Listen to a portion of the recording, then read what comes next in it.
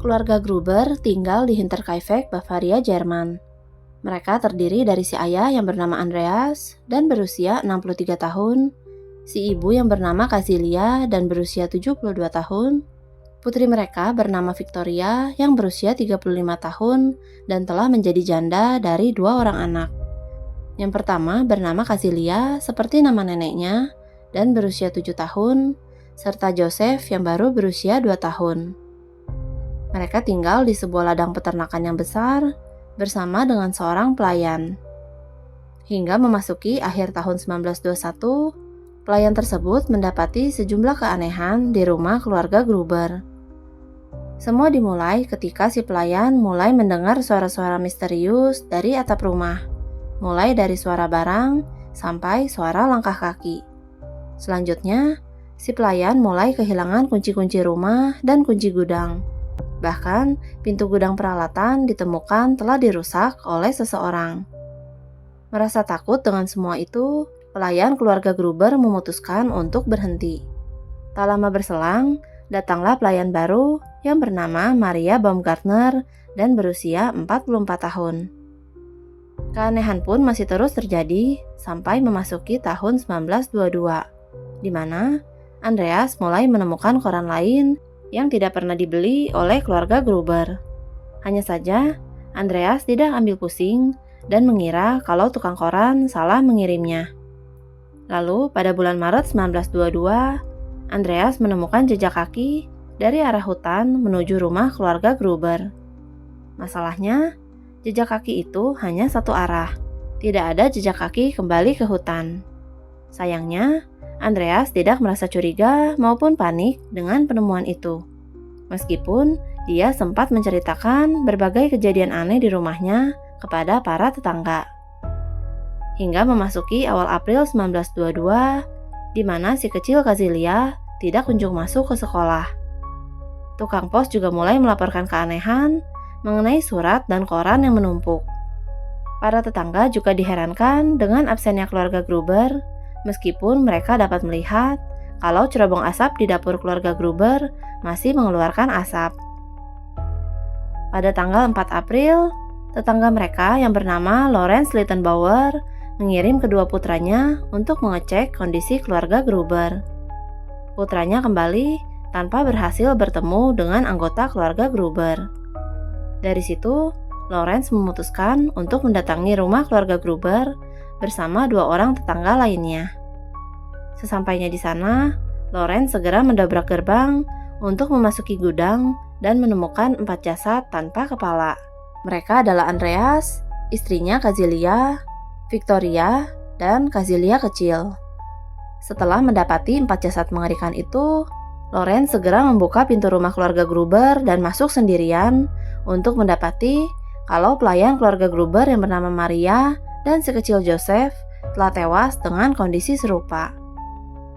Polisi segera dipanggil ke peternakan keluarga Gruber. Anehnya, saat rumah mereka diperiksa secara menyeluruh, didapati kalau tidak ada barang berharga yang hilang. Ternak-ternak sudah diberi makan, dan anjing peliharaan pun dalam kondisi sudah dilepas. Bahkan, persediaan roti keluarga Gruber sudah habis dimakan. Hal ini membuktikan kalau si pelaku masih tetap tinggal di sana meskipun telah membantai semua anggota keluarga.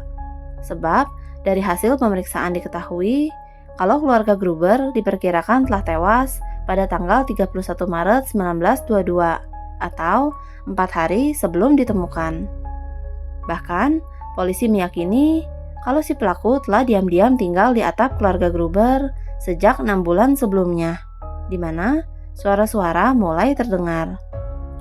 Yang menyedihkan, jasad si Kazilia kecil nampak sedang menggenggam sejumput rambutnya sendiri. Kuat dugaan kalau dia telah menyaksikan hal yang begitu menakutkan, sampai tanpa sadar menjambak rambutnya sendiri. Bahkan dari hasil otopsi terungkap kalau Kazilia kecil adalah korban yang paling menderita.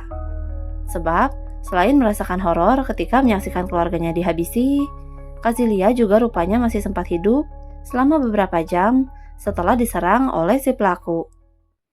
Lebih dari 100 tersangka diperiksa oleh polisi, tapi Para tetangga menjadi sangat yakin kalau pelakunya adalah Lawrence, orang yang pertama kali menemukan mayat-mayat itu. Sebab, ketika awalnya Lawrence harus mendobrak gerbang rumah keluarga Gruber, namun saat hendak memeriksa ke dalam rumah, Lawrence tiba-tiba mengeluarkan kunci rumah keluarga Gruber yang sempat dilaporkan menghilang.